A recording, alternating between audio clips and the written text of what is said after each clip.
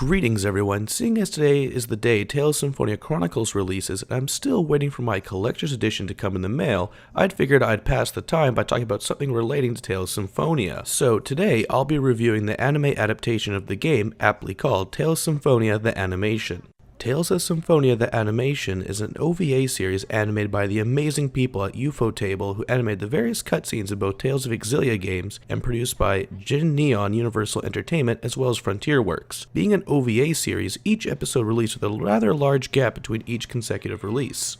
This sort of bizarre release schedule is typical for an OVA series, so Tales of Symphonia the Animation had its 11 episodes released in 3 separate arcs starting from 2007 and the last episode releasing late in 2012. So, it took 5 years for the entire series to be released, and originally each episode was released on its own disc. So, is Tales of Symphonia the Animation worth all the time and effort it took releasing it? Can it justify being released on 11 discs? And isn't an adaptation worthy of the original game? Well, let's find out. Now, speaking as a huge fan of the original source material, as well as being someone who has tremendously enjoyed Ufotable's other works like Kara no Kyokai and The Incredible Fate Zero, I had pretty high expectations. No, I had ridiculous expectations. In reality, what I was anticipating from this series was just plain unrealistic. So how does a 60-hour game translate into an OVA series with each episode clocking in at roughly 40-ish minutes and totaling in at 11 episodes? The answer is rather mixed.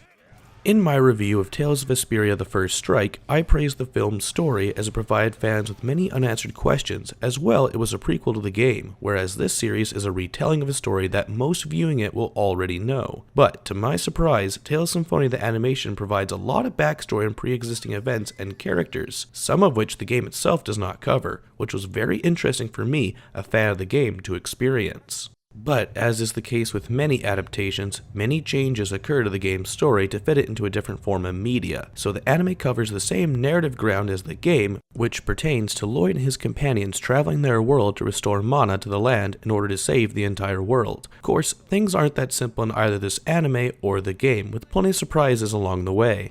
So, if you are someone who has never played the game, you can easily view this series without any issue, as it does cover most of the game's events, but there's also enough differences that fans of the game will have plenty of new material to see as well, since most of the narrative events occur differently in the anime than they do in the game, so this adaptation succeeds in drawing in both demographics that it will attract.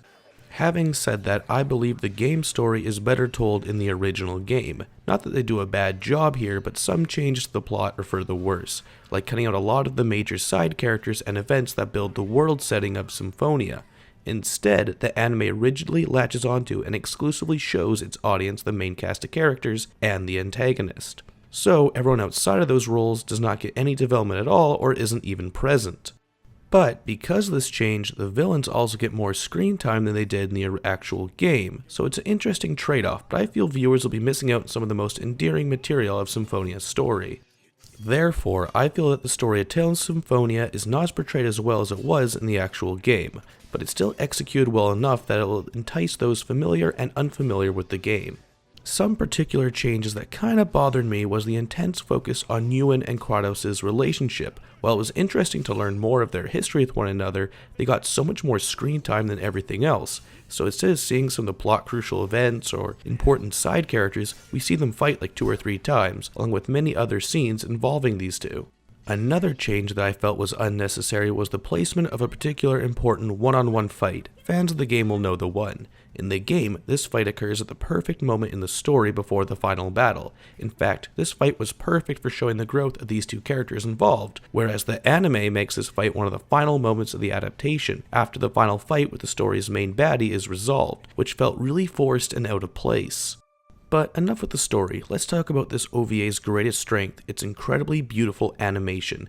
Being a series animated by Ufotable, everyone was expecting great animation, but man, do they blow every other Tales anime adaptation away solely in terms of animation. Having said that, the series' overall animation quality is variable as the first few episodes came out years before the final one. As such, there is a pretty clear difference in quality, but each episode does look good for its time, and the last 5 or so episodes look absolutely amazing. The entire series looks great. It stays true to the original world and character design while making everything look up to date and incredibly stylized. I particularly loved how the fight scenes looked and adored the spell and attack highlights. I could go on and on about how amazing this series looks, but there isn't a whole lot of point to that, as you can see for yourself that everything looks incredible. Tales of Symphonia, the animation is worth watching for the animation in the last few episodes alone. I can't say I have any complaints about how the series looks. Now, the music of the adaptation is well composed and sounds great, befitting pretty much all the scenes that it accompanies, but I was sad to see that there weren't any remixes of any of the music used in the game. Also, as you may have guessed, the voice cast is entirely Japanese, so again, like in my Tales of Innocence review, I can't really critique anyone's performance. Although, I'd like to dream of a day where maybe they could dub this series and have the original voice cast, although it's incredibly unlikely to happen anytime soon. I should also mention the 3 different openings that play at some point during the episodes of each of the 3 arcs. I found the first opening to be kinda boring and unmemorable, but I really like the other 2 openings for their fast pace and the awesome animation that accompanies them. So in conclusion, Tales of Symphonia the animation is worth watching whether you have played the game or not, as its animation quality is so good it's easy to overlook some of the missteps that the narrative takes. Again, I stress that if you want the pure or best way to experience Tales of Symphonia's story, I'd say you're best off playing Tales of Symphonia Chronicles, which as I said at the beginning of the review, is out today. I should also caution would-be importers looking to buy the anime series that you will either have to track down 11 individually released discs, or pay a hefty price to get the collector's edition which contains the entire series on Blu-ray. But it will cost you a couple of organs to import. Suffice to say, it's not very easy or affordable to import. So, did I enjoy watching Tales of Symphonia the animation?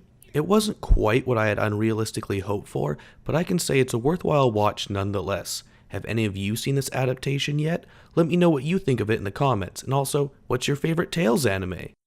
Once my copy of Chronicles arrives, I'll have something to release to talking about it, and thanks everyone for watching, and I hope you enjoyed all the videos I released this month. I'll be back to my bi-weekly-ish release schedule depending on circumstances with school, so I won't be releasing a video each week like I did this month.